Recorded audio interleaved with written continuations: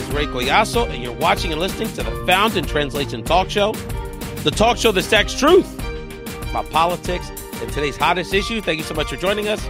We hope your friends and family are safe and healthy during this COVID-19 season that we're going through. And we hope this episode brings you a little more comfort, a little more information, a little more solidarity with understanding that as parents, as caregivers, as heads of households, we are here not only for all of you, but specifically our children, our most important asset in our country and within our communities. And so today is for the kids. Found in Translation, thank you so much for joining us again. This is your host, Ray Collazo. If you're watching and listening to the show, please share with your friends on Facebook, Twitter, YouTube. This is a very important conversation with experts and just members of the family. And we're going to have a real thorough conversation on how to support our children from a health, personal, a social, and education perspective during this amazing historic times in our country. Who better to join me than my co-host, Zulay Picarelli. Zulay, welcome to Found Translation, my friend. Hello, Ray. How have you been holding up? Hey, as best can be expected. You know, I'm one of those, I should have had I just took my gloves off because today was the first day I buckled down to let them deliver some groceries to me.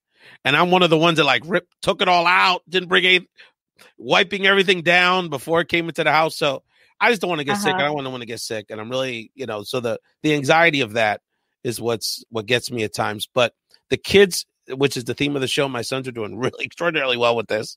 And, but they miss their friends. They miss their whole life. Right. But we're together. We're safe. So everything's okay. So Lai, how are you doing? You and your family, your children? Well, I'm not going to lie. It's been tough. It's been really tough. My husband was just notified that he has to self-quarantine for a while. I guess someone that he works with tested positive. He has no, he's fine. He's good. We're doing well. But it's the first day that I have him at home with the kids. Oh, wow. So it was nice. It was nice to have all the four of us together. Yeah, no, it definitely is grounding people back to what's important. There's no question about it. So, and to really live in gratefulness, that's going to be part of the theme of the show. But again, today we want to really delve into a conversation with some experts and just wonderful people around these issues. Zulay, let people know, give people a sense of what they're going to expect on this episode of Found in Translation.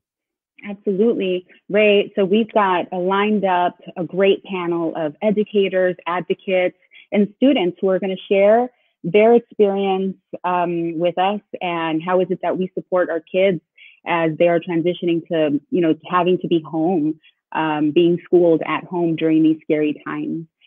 In the second segment of the show, we're going to hear from an American father who had to escape with his family to get back into the U.S. Because of COVID-19. Again, we want to thank absolutely everyone for watching live on Facebook, Twitter, and YouTube, and as well as listening to the podcast version or on WPPMLP 106.5 FM here in Philadelphia. Thank you so much, Zulay. And of course, this episode is dedicated to those we've already lost. We've already lost just the United States alone over 100 people. There is someone within a few degrees removed from everyone watching and listening to this conversation is either they're very ill or that has passed. There was a gentleman, Mr. Stottlemyre.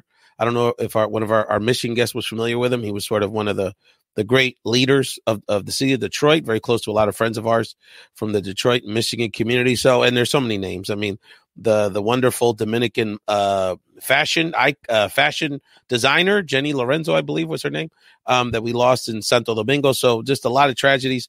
But we're here to support each other and again, to support our children.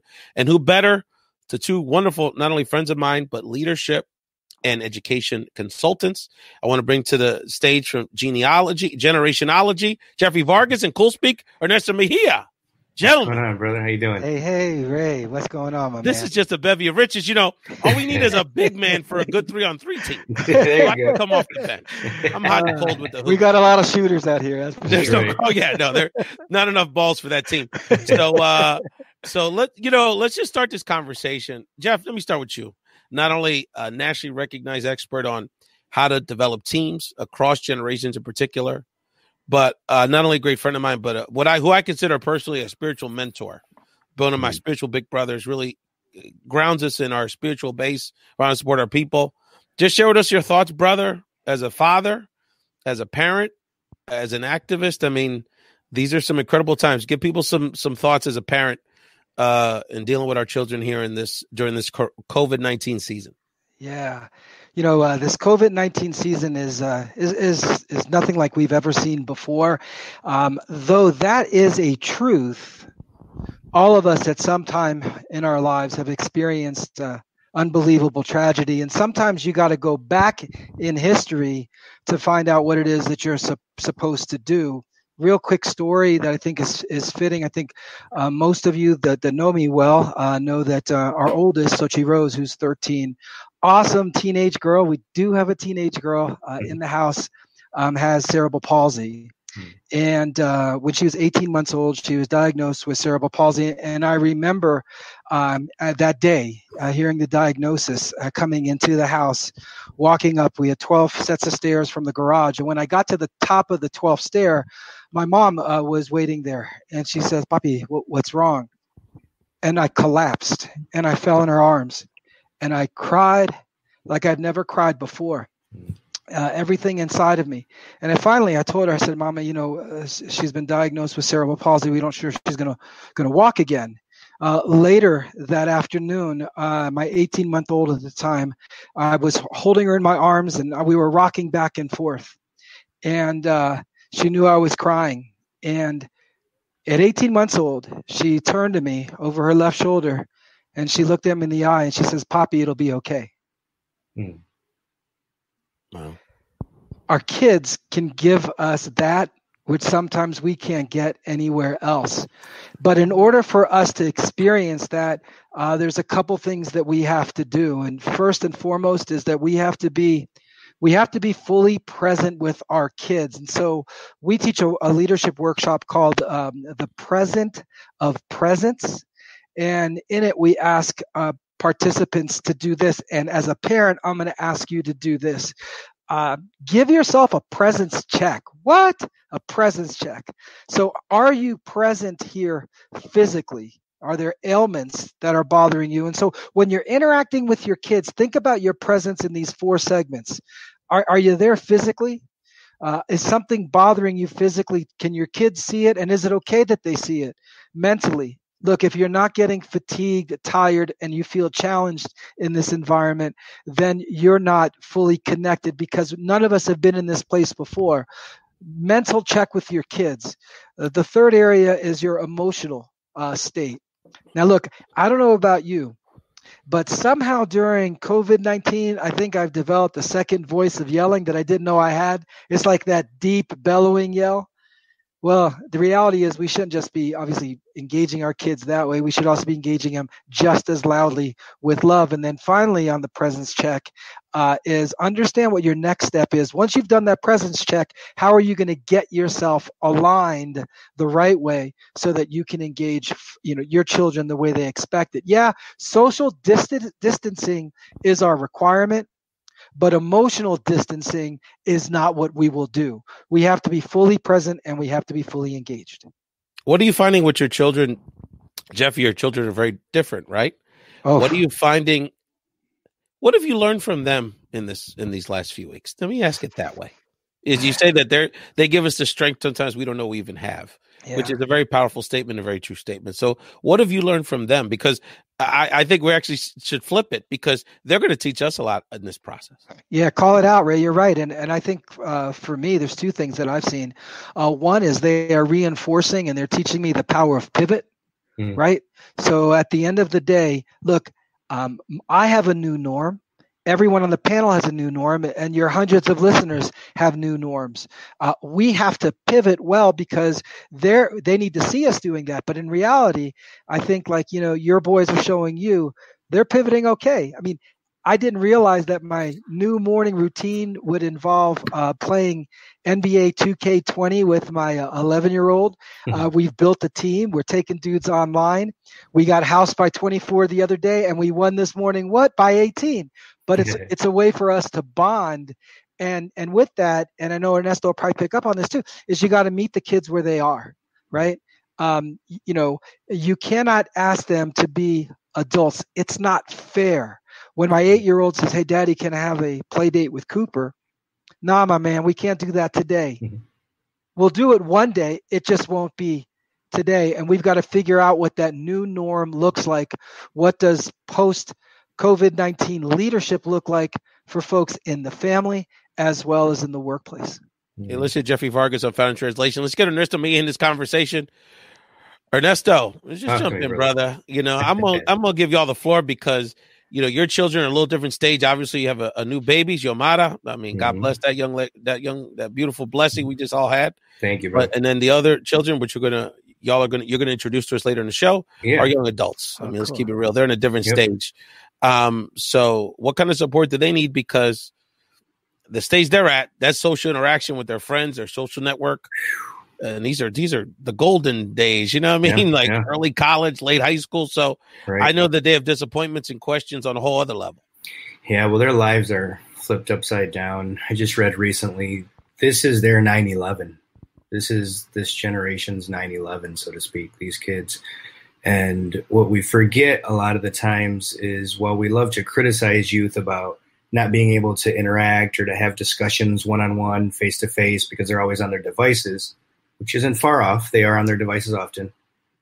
They do interact. They do need that social interaction. They do need to actually see what it's like to be outside of the house and struggle, survive, do what they need to do, obviously, to get ahead.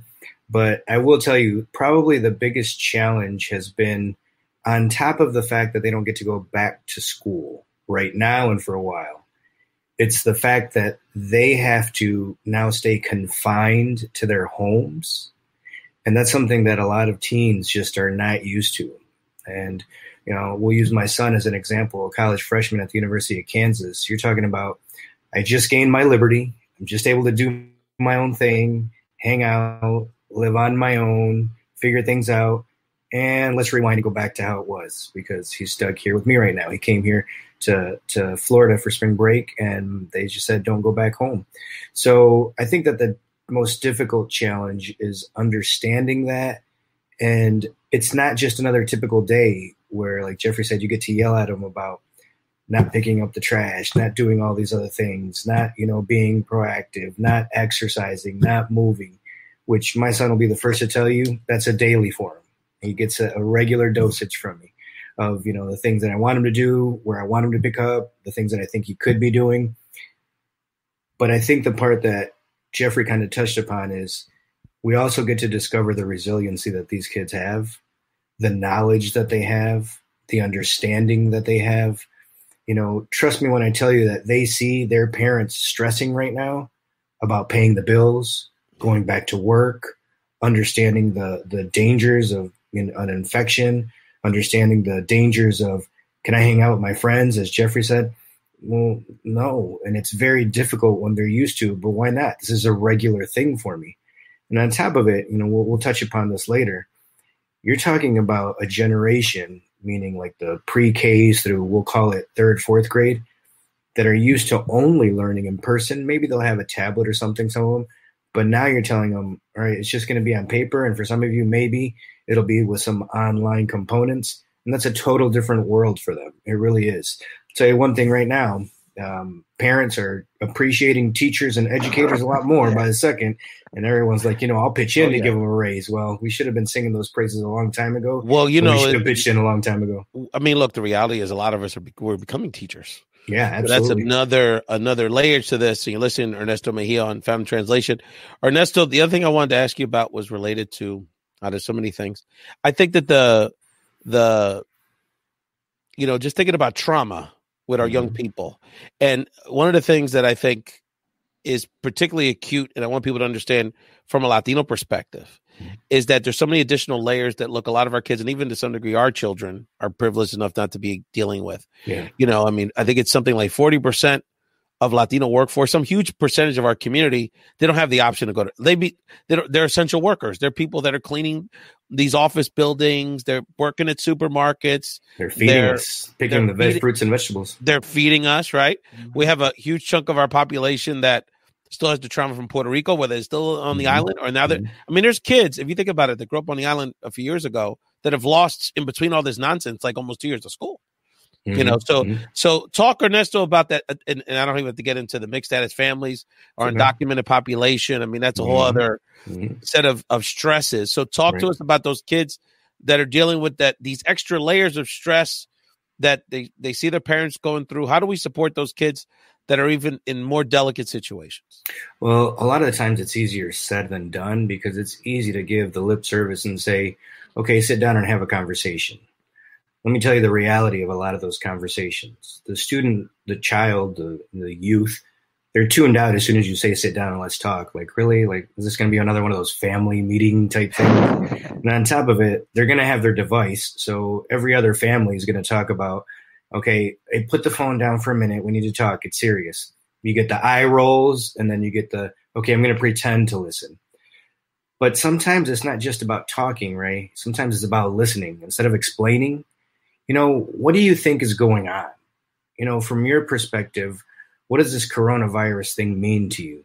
You know, I'm curious, now that you're not able to go to school, what do you think about that? How do you feel about that? You know, I'm wondering, are you concerned for your friends, for your relatives? What have you heard? Because we already know between social media, the news, TV, print, it's all negative. The deaths, it's almost like a race, who has more infected, who has more deaths. And those great stories that Mr. Rogers always tells us to look out for, we're not talking about them. And that's our job, to talk about that with them. What should we do in this time? How can we support in this time? How can we be, you know, good citizens? Do you think it's responsible for us to keep on going out? Why not? So instead of just talking, I think it's a good time to listen. And I will tell you right now, it's going to be a challenge for some families, because you're going to try to talk to your 15-year-old, and it's the first time you wanted to sit down and have a serious talk with your 15-year-old. This is how deep my buddies are here. I want to see the floor, because I want y'all two to have this conversation. Ernesto, continue the conversation with Jeff for a moment, because people need to hear this wisdom and bring. This is a very tragic thing on so many levels. We know that globally, not just the United States, but God brings us these moments. And I really believe that. I know you brothers believe that, you know, there's these silver linings. We got to be listening now to our higher power, or wherever because there's lessons all around us that we can listen to. So you guys just jump in this conversation and keep it going and share some nuggets with us, please.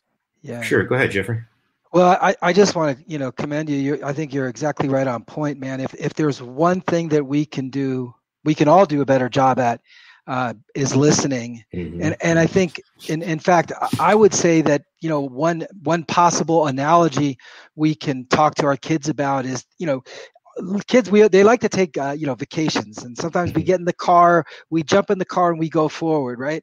And we know we can go where we need to go, because if we think of each of our tires as a leadership competency, we know we're able to get where we need to go because we've got the right equipment. Right. And I think, and you can tell me if you agree with this, Ernesto, but we've got to like sort of change the tires out a little bit. We got to check them to see where we got some leaks. We got to add some air where we need some air. And we got to really, I think, and tell me if you agree with this, we got to give our kids 4 leadership competencies that they now have to have in a post-COVID-19 world. Right. And you know, amongst those, I think we really have to not only be empathetic toward them, but we've got to help them be empathetic toward their friends and others that they encounter as well. This isn't about, you know, stuff that they've gotten. They've got to move forward on. You got to give before you get. You got to offer before you ask. No, absolutely. And I think this time right now is one that parents, not necessarily teens, because we were there, but parents, we've been craving and crying about having this opportunity.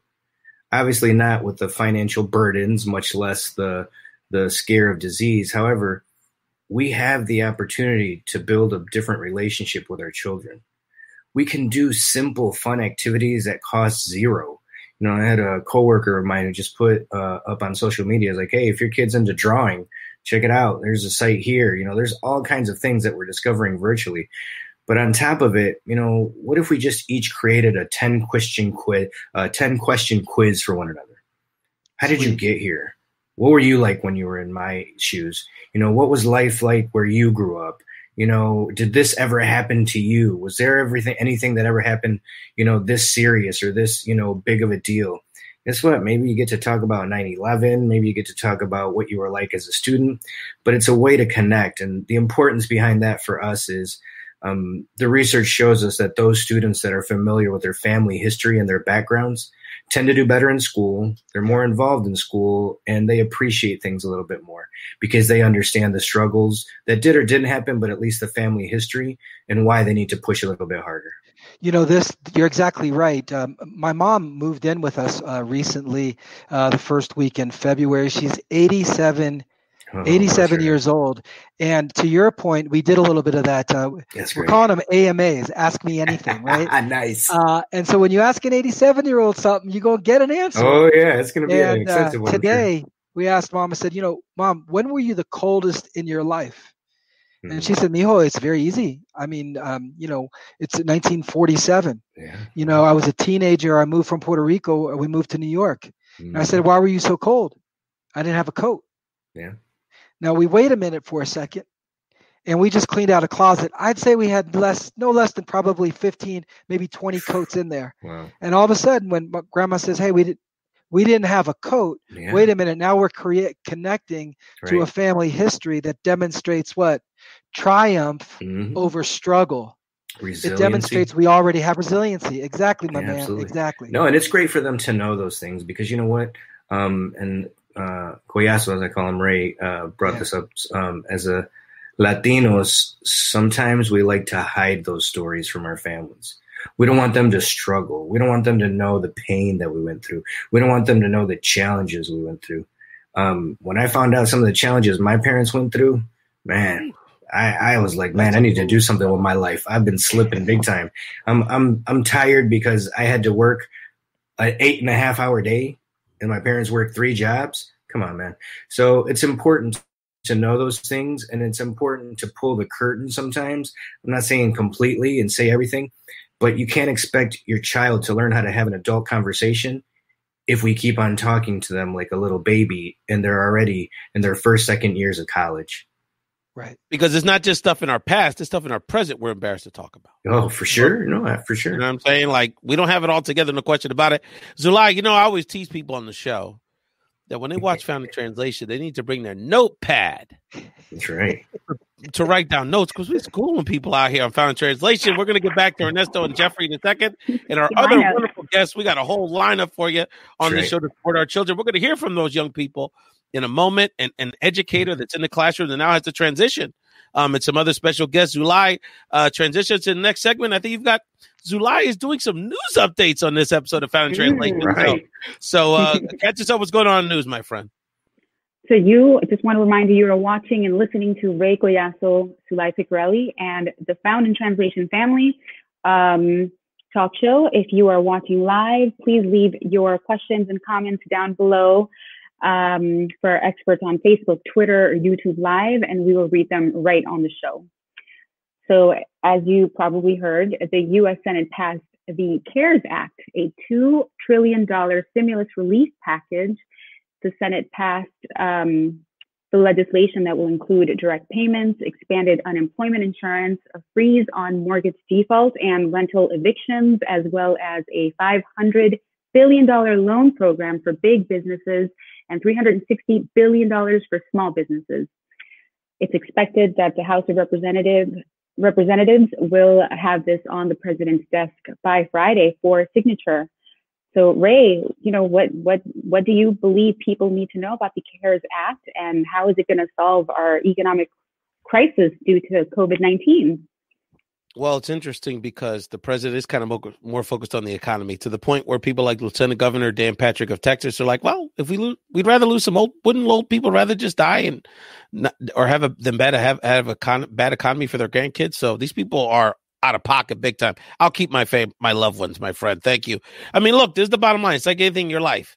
You put off problems, and then you end up spending more money. It becomes a bigger pain at the end because you avoided it in the beginning. And that's the fundamental mismanagement of this situation. Now we have to invest, and we'll see if it works, $2 trillion, which is 10% of our economy, And, it's interesting how Republicans used to be about fiscal conservatives and socialism, and that's $2 trillion of socialism here. But the bottom line is that, the Democrats fought for as good a deal as we could get in the House. So the fact that we have essentially, if you got laid off during this process or furloughed, you're going to have basically more or less the salary you were making when you were working. And it's very important. The small businesses, there's programs, sort of forgiveness loans that'll be forgiven as long as you keep your employees there. It's really important that our folks out there, our nonprofits, are going to have similar access to that credit line. So it's really important that our folks, and we're going to continue to share this information because, there's a lot of details. So we want to make sure people get their money, whether it's through grant programs or through direct payments. So, for example, if you have loved ones in your life, especially the elderly or the people that are, maybe collecting SSI or have very little income, that would be eligible for this money, but they got to do their taxes. So people who maybe don't, the seniors in our life and the people that are just sort of scraping by, or the college kids that don't bother doing their taxes, they got to do their taxes because then they'll be eligible for these payments. So there's a lot of information like that we're going to be sharing the coming weeks on the show.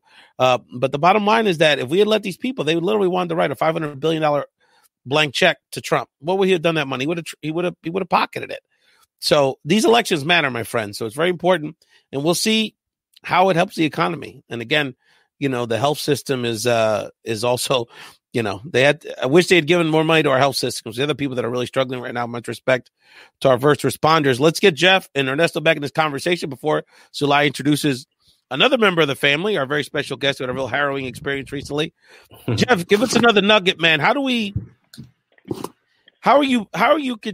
What's the spiritual lesson for your children, Jeff, in this process? Oh man, no, this is probably the deepest and most impactful lesson for all of us. I'm just going to be very real. We're big believers, and at the end of the day, sometimes you hear words like "you'll never be," God's never going to forsake us or leave us. And we look at stories of the children of Israel, man, wandering around for years and years before they're brought to a promised land. And so this whole experience asks us to be very, very real, authentic, and transparent about this phraseology. Either you believe what's said or you don't. And if you don't, you better have a good reason. You better have some proof positive as to why not. Because we've got a whole boatload of information telling us about God not leaving us. And look, all things work together for him who believe in God and stay true to his purpose. And the reality is we don't know where this is going, but we do know who's taken us there. Every morning, and I'd encourage all of you to do this too, we start off with listening to some worship music. I got a buddy who teaches middle school during this normal time phrase. And he's given a little worship service, man. And you listen to him sing his heart out. You give yourself the opportunity to figure out how you're going to be transformed through this process to be better for three entities. 1, yourself. 2, your family. And 3, a community that you've not yet been in touch with. Because whatever kind of test we're going through, the truth of the matter is we're all going through something. You go through those tests. It's not cliche. It's so that you have a testimony for somebody going forward. And so I don't want my kids, look, I told them we don't walk in a spirit of fear. We walk in a spirit of faith. And at the end of the day, that guy's taking care of us through 1,001 activities. He's going to take care of us again. And as a parent, man, there's no greater responsibility than we have than to actually live out our faith for our kids, to give them a chance to experience it, because we don't know what their world is going to look like going forward, but we know someone is going to help them get through it. Ernesto, at CoolSpeak, you have one of the nation's, for my money, one of the nation's real cutting-edge educational consulting firms that engage, motivate, inspire disadvantaged youth, many of which are Latino, but you work with kids all over the country. Correct. And I'm curious, Ernesto, from like a CoolSpeak perspective, thinking about all these kids that you're connected with all over the country, I'm sure they're reaching out to you on social media. I'm sure you're finding more creative ways to keep connected to this incredible network of young people that you've cultivated. So just any thoughts from like a CoolSpeak perspective? How are you connected to these young people, and any thoughts you'd like to share about that part of the journey? Sure. Yeah. So one of the cool things that my business partner and I, Carlos Ojeda Jr., shout out to Chu, I think he's listening in with the fam, so shout out to the Ojedas. Are you kidding? He's fanboying you on Facebook, brother. You have to adapt to the times. So you can't just sit there and say, you know what, as a company, we hope the government gives us some bailout money for our company and we'll just sit here and ride it out. If you're doing that, then you don't truly believe in the work that you're doing and you're not really about it. So we immediately started, figuring things out. What can we do? So we're actually transitioning to online classes for our students, for our parents, and for the professionals that serve them. As a matter of fact, starting next month, to show to the proof in the pudding, once a week, we'll be providing one free session that can go out to anybody and everybody, because there is no reason for people not to see or hear something that's uplifting, that's inspiring, that's motivating. When you have people that, like, our boy Zach that wrestled in the WWE with one leg, our boy Joaquin, who you already know is a beast, is world champion of spoken word. We have team members that want to give back and do something beneficial. And here's the big thing that we're not talking about. We try to help our instructors prepare for teaching online all of a sudden. One of my friends from Louisville, Dr. Brooms, and I just had this conversation. He said, Ernesto, but who helped the students prepare for this? Some students, sure, they had the like my daughters, you might say, for snow days, they had an online course that they were already doing, so they didn't have snow days and have to make up days. But others, and then when you're talking about the challenges and staying connected with the youth, pretty soon here, I'm working on it right now, we'll put a resource guide together for educators, parents, and everybody to understand from the youth's perspective some of the challenges. You'd be surprised when you hear the youth themselves say, I'm discovering that I learn a lot better when there's an adult in the classroom and I can ask them a question. I didn't realize that there were so many distractions in my home. I didn't understand when people talked about the digital divide until we're all home trying to get our homework done, and we realize we have one or two laptops. All of these things are coming to light, and these are issues that sometimes we forget about. And, we have to keep current, too, and it's what we try to do. I was talking to another coworker, and some universities might change their admission rules. So, for example, those higher tier ones, they're probably going to let you slide a little bit more. Others, they're not even asking for the SAT or ACT this year. Most states, they're going to get rid of state-mandated testing because of what's happening. And we need to understand that. But more importantly, we need to listen to our youth to improve the education that we're trying to give them online and in person in our homes. And so I'm very lucky and fortunate that we get to develop something for our parents as well. Well, it's interesting because you say that, because my oldest, who's 10, Troy, he's really gravitated. I think he prefers this because the online piece gives him, there's a certain structure to it that he really likes. And so everyone's got a different style, though, but it's all about paying attention and adaptation. July, we're going to get back in a moment to the education conversation. Clearly, we're going to bring a teacher that's now dealing with the transition of sort of not being in the classroom, as well as Ernesto's children are going to come on, the older ones, to give us a real life experience, what some of these young people are going through during the COVID season here from an education and personal perspective. But July, we got a crazy story that's part of the family that we wanted to share as part of the Found in Translation community. Absolutely. We want to welcome to the show Albert Vargas, whose family was stuck for days due to COVID-19 before escaping Ecuador to get back to his home in Florida. Welcome to Found in Translation, Albert. Welcome home. Thank you, and thank you for having me. I'm really excited, really enjoying the conversation right now. Some powerful themes are going through the show right now. All of those things, we had to apply it at one point or another during our ordeal in Ecuador. Talking about faith, having faith in a higher power and the ability to understand, hey, we are going to get back home. We're going to make it. Being able to talk to your kids about what's happening, empathize with them, being able to teach them in teachable moments, about compassion and understanding and just being patient as well. Our kids have a tendency to run out of patience, especially when they're trapped in a hotel where you can't get out because you're quarantined, for the entire city is quarantined and sequestered. You have to find creative ways to interact with them beyond just devices and video games. You got to figure out how to play tag with them, maybe a couple of, play roll up a paper ball into a trash can, throw it into a trash can. Hey, that's our version of basketball, right? So, really enjoying the show. So Albert, let's reverse it for a second to give people a breakdown. So you and your family were on vacation in Ecuador. Yes. And then you weren't able to get out. So just really quickly, just sort of the politics of that and give people a sense of the timeline. Sure. So we left Thursday night. Everything, we checked our travel advisories. The only travel advisory that was out at that point, which was, I think, March 11th to 12th, was watch out for landslides in Ecuador, which, by the way, we did experience one on our travel to trying to go from town to town. This is like Raiders of the Lost Ark. It's kind of funny you say that, because at one point I told my wife, I said, I don't care if we have to get out of here on a cargo airplane full of chickens. We're getting out of here, right?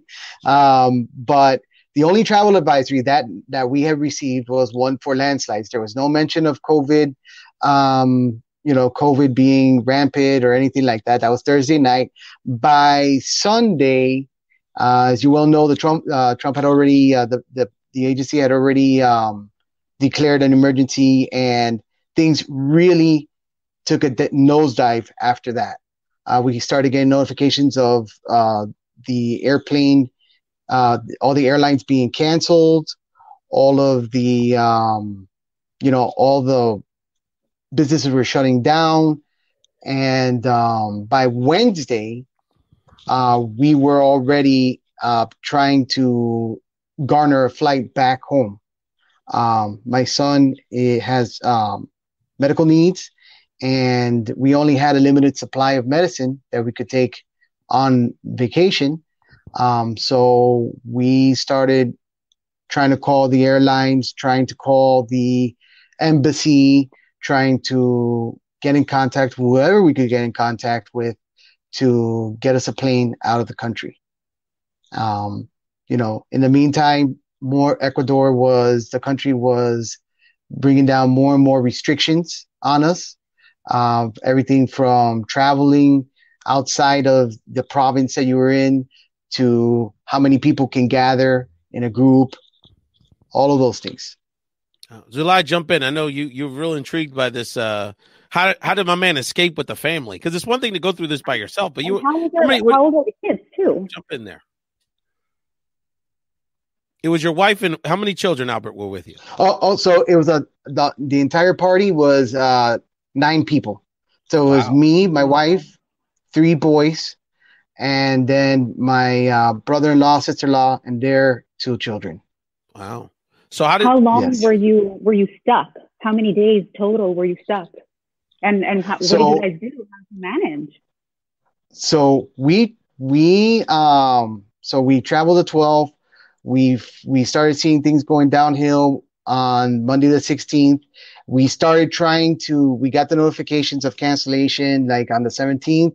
And from then on, all the way up through that Sunday, we were trying to make phone calls, trying to push the embassy. I have to say that, one of the things that we're trying to actively teach our children, and that we use this as a very teachable moment, was to be grateful for all the help and the family that advocated for us, that pushed for us. My wife's mother, she went on Channel 7 News and she raised a ruckus in the media. And soon after that, we started getting phone calls back from the embassy. We started getting phone calls from others that, they were saying, hey, we have available seats on this charter. We're able to book you. We're able to get you out. So we were, we have to be very grateful and all the love and support that was shown by us, not only stateside, but our fellow Americans that are still trapped there in Ecuador. They were still waiting. I wanted you to note that because you one of the things, the message you wanted to share with our Found in Translation community about your journey is there's not only Americans stuck in Ecuador, but you estimate, I think I heard an estimate about 1,500 U.S. citizens are somewhere in Latin America in limbo. So I know you wanted to bring that to awareness to the show. Absolutely. Absolutely. There are, at least in the compound that we were staying at, there were at least 16 Americans. We started there was a Facebook group that was started called Americans Stranded in Ecuador. There's been hundreds of messages there going through there. That's been a lifeline for Americans trying to communicate out to the rest of the world what's going on, what airlines are finally flying in, what airlines are not flying in. Tickets are being canceled, rescheduled, and there are, from the top of my head, at least 50 that are still in Ecuador. I know that the embassy has finally started moving and turning those wheels to get them home. But there are many more across South America. I have a co-worker of mine, his daughter was trapped in Peru as of last Saturday, and she was trapped with other volunteers in an abandoned hotel, and they couldn't even come out of the hotel because the military was on the street arresting whoever was coming out of that hotel. So There are a lot of Americans still stuck abroad. The wheels are turning very slowly, which, I'm really surprised at the fact that we don't have some sort of emergency plan for when a pandemic or some sort of global emergency happens, how to quickly get back Americans. Yeah, right? This situation is exposing a lot of holes in our system from a health perspective, immigration perspective, as well as, sort of travel and making sure that our Americans abroad and take care of. Albert Vargas, not only are you a brother of mine because you're just brother, so we're family. So best to you. Yes, sir. And, as a Philly guy, I always appreciate the beard game. So, if you got the beard, indeed, you can always hang with us, brother. So really appreciate you, brother. Thank you so much for joining the show and safe travels. Please keep us posted how we can support our Americans that are dealing with this terrible, incredible situation. Jeffrey, as we wrap up this Vargas segment of the show, brother, a final word from you. We want to get to our the other educators that are on the queue, but just some final thoughts from you, Jeffrey, to our families, our children, and during this incredible period. Yeah, two things come to mind real quick with respect to that. The first is, in order for you to do a great job taking care of your kids, you got to do an even better job of taking care of yourself. So be very intentional about where you look for some spiritual hope, some guidance, some inspiration.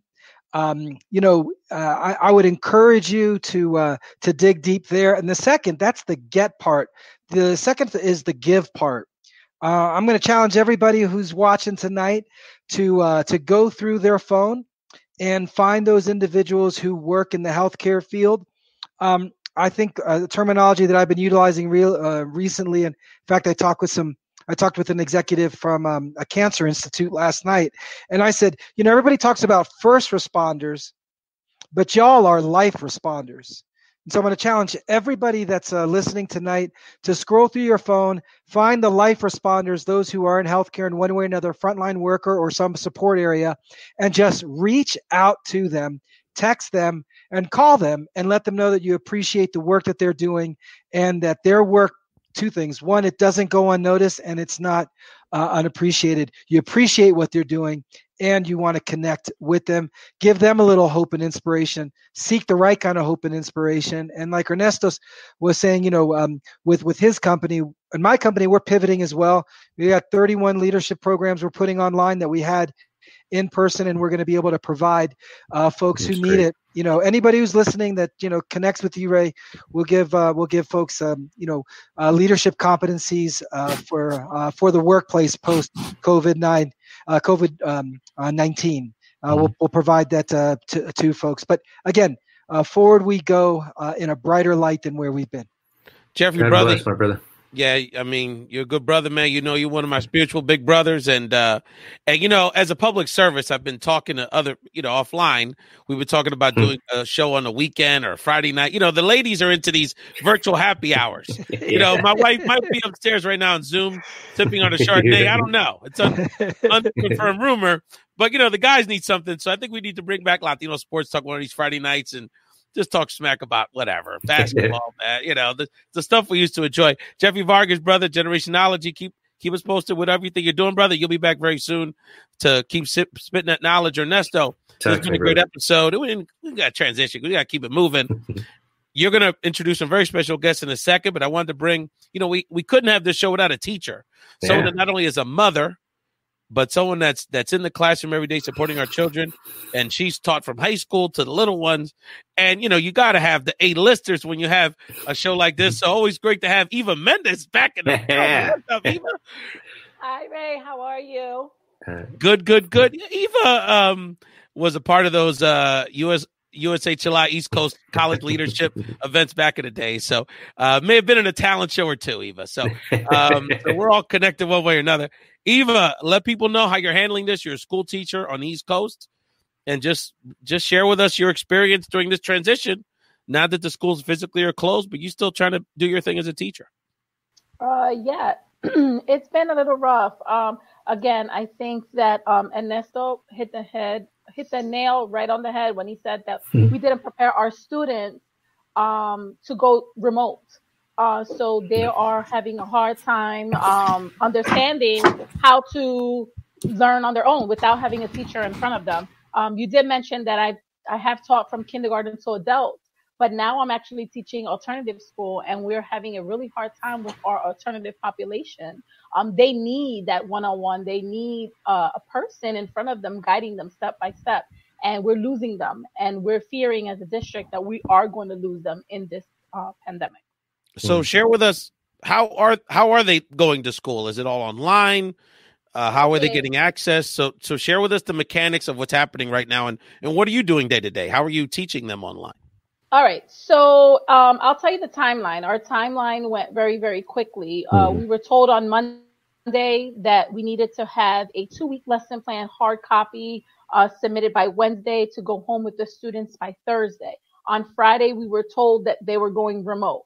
So my students, luckily, I teach in the inner city. So we have to assume at that moment that not all of them have internet access. So every teacher gave them hard copies, but that only lasted for 2 weeks.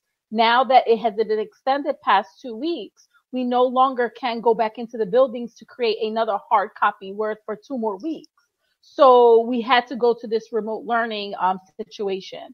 At this point, I teach Spanish, so I was able to put them on a site that I can track and grade online, so they can click in and I can see their progression. I can assign things online for them, but not everybody has that access, and it's been rough. As far as internet access goes, we can't assume that they all do have internet access, even though they all have phones, but a lot of times their phones work primarily on internet. So unless they're in a situation where they have that internet access, that phone is pretty much a paperweight. Someone, I think Ernesto also mentioned about the fact that households are going from your internet is you buy your internet, your price of your internet is based on how many computers it can withstand at one time. So now think of families with 2 and 3 children all trying to get on a tablet or on a phone. Right. The internet is not strong enough to hold all of these different tablets and phones and computers. So now the internet is not working as well. Right. So as a teacher, we are extending deadlines. So we submit something on Monday, we're giving them the whole entire week to submit it. So as long as they make contact and attempt something by the end of the week, we're grading it, and we're helping them as we go. We're telling them they can email us. We're actually giving up our phone numbers so they can text us.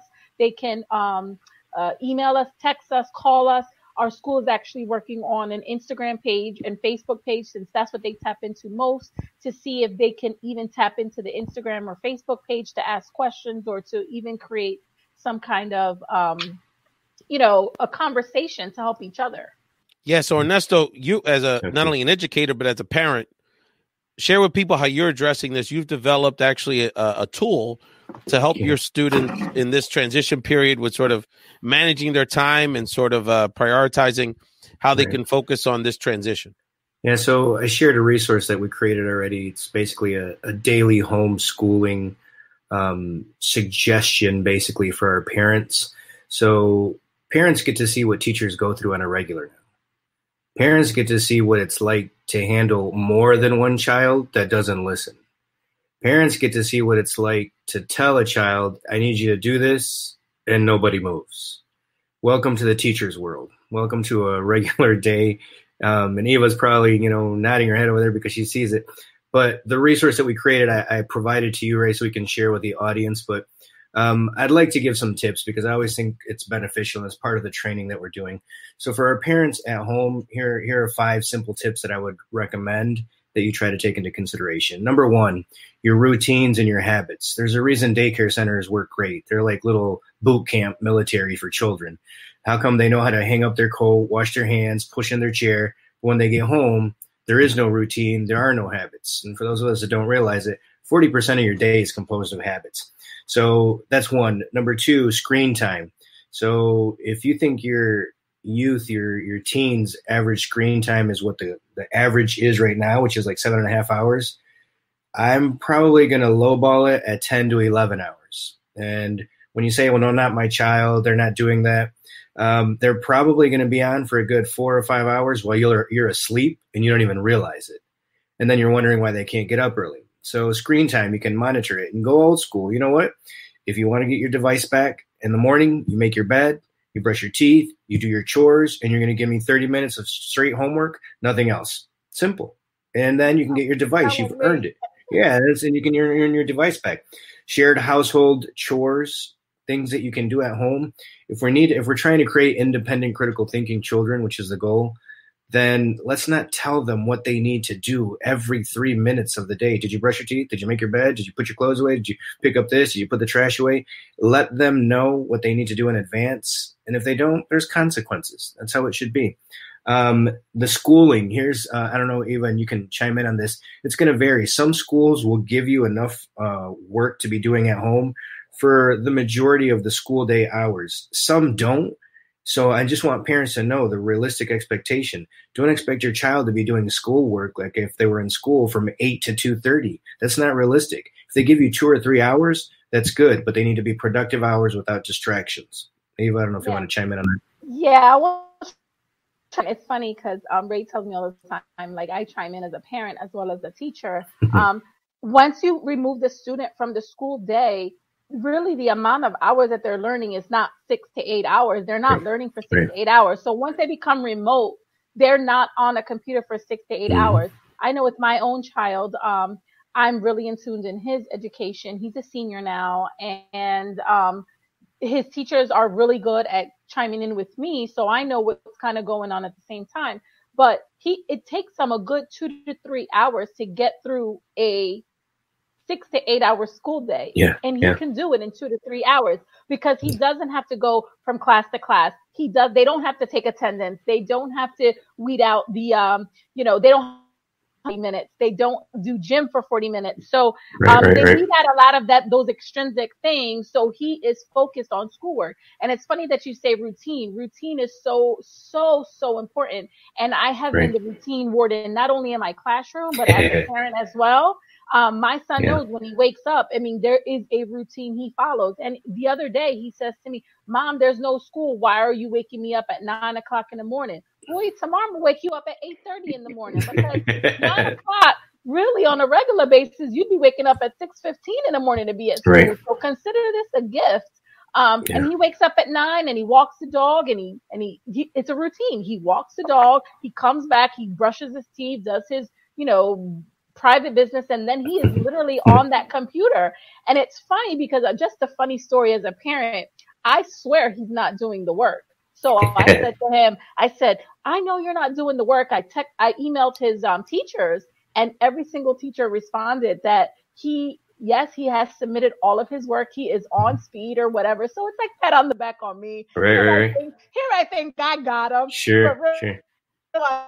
I know he is doing what he's supposed to be doing. So it was a proud moment for myself. But again, if you keep those standards high, just because you're home doesn't mean that you're not learning. So just because you're not in school, you still follow the same routine. You know what your teachers expect of you. Your teachers are sending you the work. I'm in tune. There is no escape. You have to get it done. Yeah. And then I'll just say the fifth one, Sulaya, I'm sorry, before we wrap up. is family time. We've been craving this and talking about it, but are we really doing it? Meal prep time is a great time to talk to your child. While they're cutting the tomatoes, ask them some questions, because they're not focused on where you going with this conversation. They're focused on, I don't want to lose a finger right now because I'm cutting these tomatoes. So I'm just going to answer. Game time, movie night, just sitting down and having conversations. Sorry, that's it. I just wanted, this is for the panel, anyone can answer. So let's talk about families, let's say, that haven't yet figured out what the new normal is. What advice do you have for, those parents, so that we can start putting a routine or a habit together for our family? Yeah, so I don't know if you remember, I mentioned about 40% of your day is built on habits, and it takes between 28 to 30 plus days. Some people 8 days, some people 60 days. It's going to vary, but you have to start with some simple, basic habits. There's Admiral McRaven, I think's his name. He gave a commencement speech for UT Austin, I want to say, about how he became the success that he did by making his bed every day. And it can start with something that simple. You got to take baby steps. You can't expect, if we've allowed our teenager to be on the phone for 11 hours a day, don't expect tomorrow for it to be 25 minutes all of a sudden. You have to wean them off. You have to change the rules. You have to change your habits. But it has to start with something small. And you know what? It's as simple as modeling the habit. You can't say sit down at the table and do homework and let me check my Facebook, my Instagram, watch TV while you're doing work. Model the habit, and that's a good way to start. Even I know for me, are we speaking the perspective as a parent, or are we speaking the perspective as a teacher? No, as a parent, because really we want to help people, get something together for themselves and their families at home. Right. So as a parent, routine, again, we set the word routine over and over again. We've also I've also emphasized in past shows as well, is that setting the stage, giving your child the stage, like don't let him barricade in his room. Right. I take away the power cord of a TV. I take away the phone. Okay. Yeah. So guess what? You don't have a TV as an option right now. You don't have a phone as an option. So right now, the only option is to do your schoolwork. So guess what? Let's get this schoolwork done. Also, parents need to check in with the school and the teachers. If you stay in the link with your teachers, with your children's teachers, again, you will be in the link, and you can in the mode, and you can see what's going on, and you can also facilitate your students as well. Also, journaling. We are in a pandemic in which kids are hearing words that they have never heard before. Have them Google those words. Have them define those words. How you use those words as a discussion as to, okay, well, how are you feeling? I know I teach alternative school, and one of the things that we do is temperature check. When I'm in this classroom, we ask that, well, what's your temperature right now? And they tell me, well, 1 would be they're having a great day. 5 would be they have a horrible day. Ask them, well, why is it a 5? Why is it a 1? Why is it a 3? And what can we do to make that better? How can we make our 3 to a 2? How can we make a 5 to a 4? Those types of things. And have a question of the day. I've given my students a question of the day. And my last question of the day was, there are different people that are struggling through this crisis. Write a note to one of those students, giving them motivation. That was my Motivational Monday question. My son's school does random acts of kindness, where he has to do some kind of random acts of kindness. Again, even though they're not in the classroom, this is a great opportunity to show them social skills, show them humanity skills, things that in the classroom we kind of forget to teach. Absolutely. And you're listening. I tell you, you talk about going to school. We are schooling y'all here with our education experts and parents who care about these children so much. Eva Mendes, of course, the A-lister of Found in Translation, Eva Mendes, and Ernesto Mejia, one of my homies and a great friend, and of course, one of the leading educational consultants, motivational speakers in the country that engages our young people through Cool Speak. And Jewel Heather's on the line. Christina Vega is in the chat, and I was remiss earlier, but we knew have it scrolling. One of the things that Christina Vega, who's our point person on domestic violence issues, and has founded our own organization, Love Shouldn't Hurt, has pointed out to us that we want to keep top of mind, because so many people are in isolation now. predators, and a lot of our battered partners, especially our battered women, are in even more peril. So we have the domestic violence hotline. They can actually text this number, 1-800-422-4453. If you're in a situation where you can't make a phone call to address the situation, if you know what I'm saying. So Zulay, we're going to skip the transition. We're going to do it at the end of the show because I want to get some young people, some students into this conversation. But before we get into that, very quickly, we have to vet people on the show here, Eva and Zulay. And the thing is, Eva, with all due respect, you're not the only A-lister here. So recently, the Latino TMZ found this lovely photo. Hold on, let me do this. Hold on. This is Ernesto with Bad Bunny, baby. Don't bang. Oh, my goodness. And Ernesto, I mean, you weren't practicing social distancing there, Ernesto. We weren't. It was an awesome event for ASED Scholarship, which shout out to ASED and McDonald's. They give out $500,000 in scholarships to Latino students. And that was a surprise visit by special guest Bad Bunny at a high school in Miami. So that was an awesome, awesome event. Very nice. The other, with your frequent trips on the VIP carpet at the Latin Grammys, the J Balvin run-ins are always interesting to me. And sometimes you always have the same odd hair color. It's very interesting. Ernesto, brother, for this segment of the show, introduce these two young people and let's talk about why they're joining us today. We want to definitely hear from young people in this conversation. Absolutely. So first, let me start off by saying this. As parents are beating themselves up because they wish they could do a better job. They wish that, they would yell as often. They wonder if they're doing a great job. I think these two guests will showcase that we've done a decent job. These are two of my 3 pride and joys. The other one's asleep now. My baby girl, Sofia Mejia, who is a sophomore and a star cheerleader at her school. My baby boy, my little one, who wants to make sure that I highlight this, my 6'4" son, Jorge Mejia. The small forward on Team Mexico, the 3-and-D we've always needed. He's the backup over there at Kansas. Colores, yes. He's a freshman at the University of Kansas. These are my pride and joys that I'm very honored and happy to see them on tonight. Wonderful. So, Ernesto, we wanted to get Sofia and Jorge in this conversation. Let's start with you, Sofia. Ladies first, of course. You're a high school student. Obviously, I'm sure you're enjoying your time. The fall was coming. It was getting a little warmer. Cheerleading. I mean, just what a great time to be a young person, right?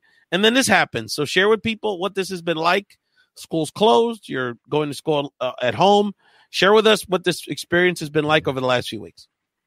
For me, it's been very boring, honestly, not being able to go out or just hang out with people. Because this week would have been my spring break, and I would have been in Florida with my dad and with a friend as well. So it's been very boring, and it was very random to just be sitting here at home all day. So it has not been very fun for me. Talk about how was the academic experiences like? Are you going to school online? Did they give you a bunch of paperwork on? Are you in communication with any of your teachers? Tell us. And you're in the Chicagoland area, correct? So This is in Illinois, the Midwest, which is now becoming, unfortunately, sort of the next set of hot spots. Detroit and Chicago, it came out today. So you have to definitely stay inside, my friend. So share with us what your day is like now as a student. For me, it's actually really easy because, like my dad mentioned earlier, we had a plan in place for snow days, which is e-learning. So it had been talked about a lot already. And then when this came up, it was just like how we would treat a snow day. So we just log into school, and then all of our teachers have our work posted for us. And then we just do the work, and it doesn't take that long. It's not that much work. We just have to log in between 9 and 11 a.m. And then we can do our work at whatever time we want. Sophia, for young people around the country, especially young women in sort of high school, what's your message to them? I mean, I know it's, socializing and learning about yourself is just as important, if not more important than the schoolwork, right? I mean, let's keep it real. But now with this isolation, right? I mean, so just what's your message around how we keep our sanity here during this time? It's gotta be challenging. Yeah, for me, I've honestly been trying to focus on myself since my schoolwork doesn't take that much time and I can't really do anything else. I've been just hanging out with myself, thinking, and just trying to learn more about myself now that I have the free time to do so. Let's get your big guy, Ernesto, in this conversation, the rim runner. Jorge, right. You're a freshman at Kansas. I know it must have been tough to come back home, man, because you were living a good life on a big, beautiful state campus there. So tell us about your experience, how they shut things down, and how the rest of your semester is going to go here. It's just another transition, especially for being a freshman in college, going into a big independent leap and then coming back home and being back with your parents in a really unprecedented way kind of catches you off guard. And then being thrown with online classes is a different mixture. So you're kind of getting a lot of curveballs at once that you have to stay on your toes for. You have to adapt and be ready for them so that you don't fall behind on what's important, your grades or your mental well-being. You've got to manage both of those with all these curveballs coming at you. Ernesto, what's the lesson? Share with us another lesson that you've learned about how your children, who obviously are very well adjusted, very mature for their age, are handling this situation that you wanted to share with our Found in Translation community. Yeah, so sometimes, and this is tough to say in front of them because they don't see it, much less believe it sometimes because you're dad, but they know what they need to do. They're much more responsible and mature than we give them credit for. Doesn't mean that they know everything, they have all the answers, but they do. And it's difficult as a parent to allow them to understand that and see that, but it's true. But we both have to communicate on both sides. And I will say, for those of you that are fortunate enough to have all of your children, all your parents around you, take advantage of them, because it's important. It sucks. Yeah, no, the physical distance is difficult, and we're dealing with that on so many levels, Ernesto. I know you're getting emotional because, you're not with everyone all the time, and I'm only probably about a 45-minute drive from my mom and my dad. They're not together, but they're pretty close to each other physically. My mom's with one of my brothers, and the sadness I go through is knowing they're going to be okay. We're going to be okay, but I may not see them for another month, another 6 weeks, like physically, and then you get to the point like, at what point do you roll the dice and go see them? Or, Absolutely. It's not today, it's not tomorrow, but in 10 days, it may be tough to stay cooped up. And just that it's just the idea of not seeing them is as crazy as, so. And that's a big challenge too, I think, Leah, so that we need to keep in mind. My kids are used to socializing, hanging out, especially Sophia. She is the queen bee at socializing and making friends and being out there with her fellow cheerleaders and whatnot. And it's a drastic change, and we need to keep that in mind with our kids because I hate to say this, but rarely are any of our kids going to get up and say, you know what, I'm feeling a little down. I'm concerned. I'm sad. I miss this. I miss that. They don't. And they lash out in different ways, how they act, how they communicate, or how they don't communicate. So let's keep that in mind as well, because while we're stressing out as parents about the bills and what's going on, they're also stressing out about school, learning in a different way, and not being able to hang out with their friends. So let's cut them some slack as well. I wanted to bring Eva Mendes back in this conversation as a teacher because I know you also are a mother of a teenager. So your son is very relatable to this crowd. If they all lived in the same place, they'd all be hanging out. And that the word that hit me in this conversation was Sophia said boredom. She's used to doing so many things, got a sharp mind. So Eva, talk to us about that. These young people, they got us. My little one, my 10-year-old, he has to do a PowerPoint for he's better at PowerPoint than I am. He's whipping my butt. I'm like, you need to help me with my stuff, my branding. So talk to us. How do we help these young people? Because they do have they got a lot going on and they have so much to share. And how do we minimize that boredom? Because that's real. I will say, Ray, I have students that I go to for my PowerPoints at work. They're just so amazing at it. I mean, we are teaching. It's hard for us now because we're teaching the era of technology. So they are they come out the womb with a laptop or what they call it, a tablet in their hand. So they know how to use them very, very quickly. My son, actually, I haven't seen my son was very much of a homebody. So he's actually embracing this better than most. Because he does like to stay home and he has connected with his friends virtually. So whether it be gaming or whether it be FaceTime or whether it be on the phone or whether it be through the Zoom or whatever, he has been able to link up with his friends. But it's only been a week for him, a little over a week for him. So I don't know how that will continue. But as far as right now, he doesn't have any concerns when it comes to that, because he loves being home and unbothered. I know that if it was me, I'm right now as an adult, it's hard for me. Like, I'm literally like climbing the walls. I'm finishing about day 12 right now. I'm finishing day 12 for me. It's my friends. We do FaceTime, but I miss them. We are creatures of touch. Like, we need to, and we're creatures of interaction. So we do need to interact with our friends. We do need to touch them. It needs to be real. So I do miss my friends. I do miss my family. So, I mean, it's hard. I can't even imagine. I can't even imagine like the social butterflies, what they're going through. I do know right now as a senior, my son, the thing that is teetering right now is prom and graduation. They have been waiting for 18 years to have a prom and a graduation. And that right now is on the borderline of being canceled.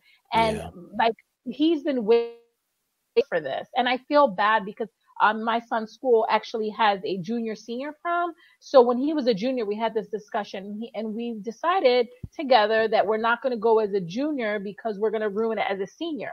Well, now it's senior year and it might be ruined. So he might never have that experience of a prom. He might not ever have that experience as a graduate, walking in that rite of passage of graduation. So, it's hard. I mean, it's really hard. I mean, I don't even know how else to put it. Like, it's just really hard. Yeah.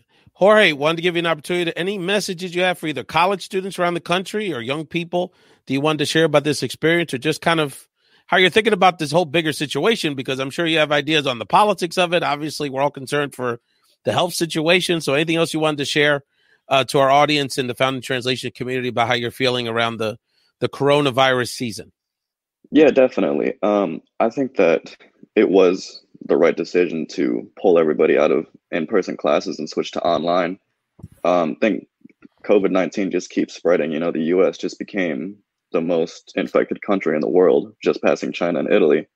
And with those online classes comes a big problem for a lot of students. A friend of mine pointed something out saying that, especially for me as an out-of-state student, I'm not paying out-of-state tuition to take online classes at home for myself.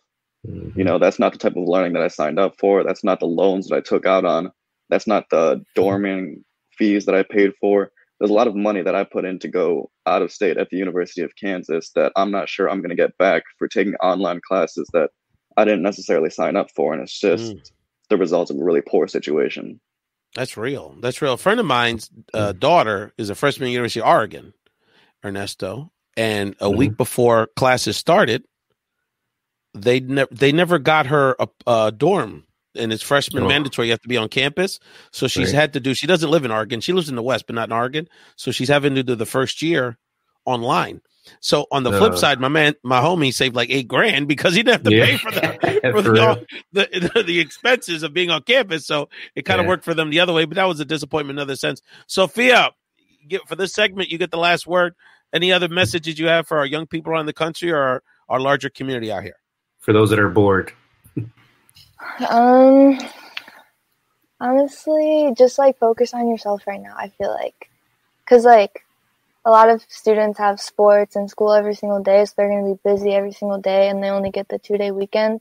But now we have all day, every single day, to just like do whatever we wanted to, kind of at home. Hey, Ernesto, I know you're very proud of these young people. Any final thoughts while we have your children on screen you wanted to share with our folks? Yeah, you know what? Take advantage of the time that you have with your loved ones right now. Sit back and maybe listen a little bit more. That includes myself, because I hope people understand this sometimes, because sometimes you'll hear an expert, quote unquote, or somebody that's well versed on something, and you think, oh, their homes must be flawless, or their children make no mistakes, or they're perfect parents, and that's far from the truth. That's not the truth at all.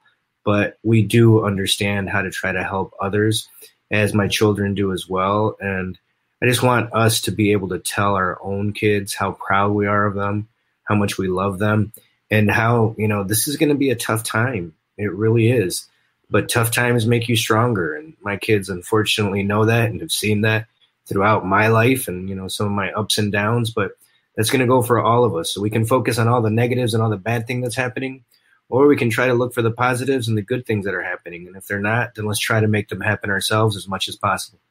No, and to your point earlier, Ernesto, is that thinking about what our families went through, right? And what some of our family are going through now. Yeah. Yeah, this is tough. And I know I can imagine for Sophia, these young people that have so much going on, the mental box here has got to be really frustrating. Yeah. But, I mean, we could be in much worse physical, peril here. I mean? Yeah, absolutely. I don't have to go through all these examples, but, we got lights, we got, comfortable homes, we have food.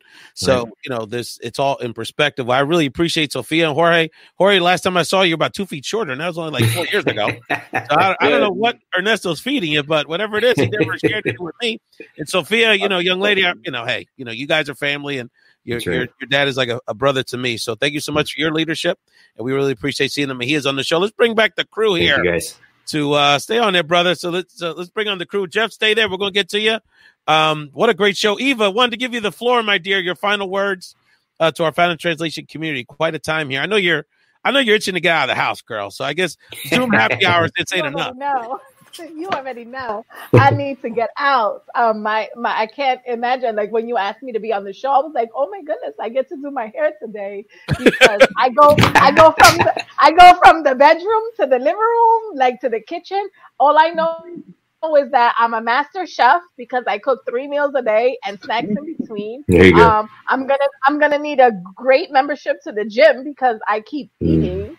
I do want to say, for any of the parents watching, keep in mind to check in with your school. They are giving lunches. Yeah. So make sure that you are tapping into that as well. I do believe that McDonald's and Burger King also, as long as you have a school ID and you're under 18 or school age and have your ID, your school ID, they are giving Happy Meals. And it is some of you that are struggling at home. Also, a lot of internet providers are giving free internet or very, very low cost internet for those of you who need internet. So there are resources out there. So all I want to say is, from a parent's perspective and a teacher's perspective, try to Google and ask questions to get and tap into as many resources as possible. And what doesn't kill us makes us stronger. So, yes, again, we have to tap into the positives and just realize that at least we do have this opportunity to be close. I mean, my son is leaving in a couple of weeks, or should I say a couple of months, to Virginia for Virginia State University. So I do enjoy having him home because soon he'll be gone. Right.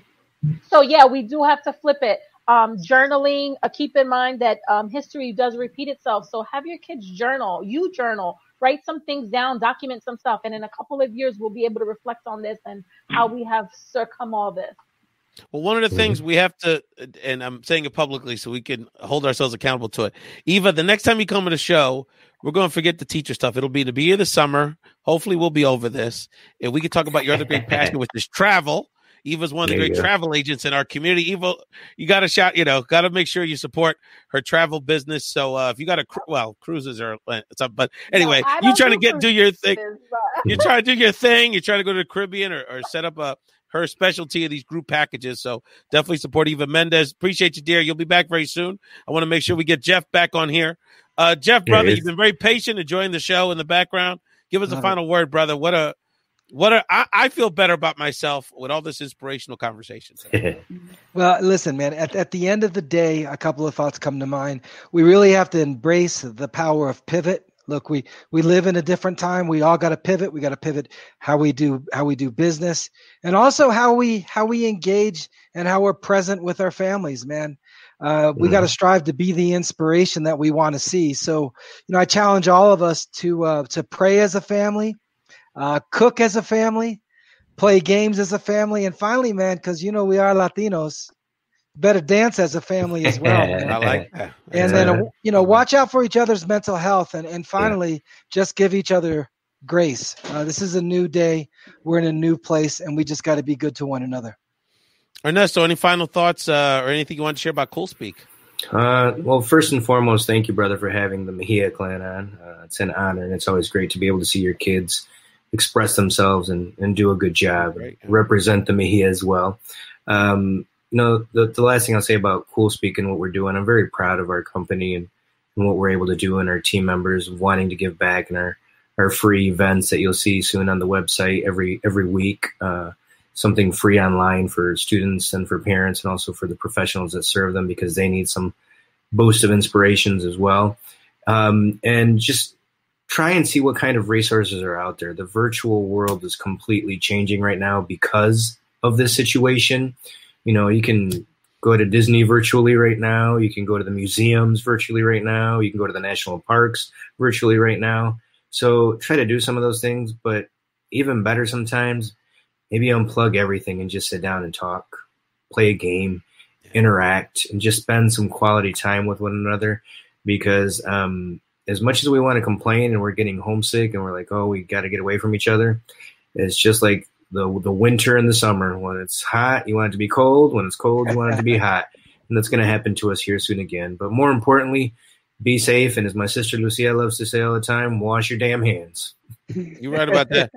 July, my co-host, I'm going to give you the last word, Picarelli, because, 2 months ago, you had no idea who I was.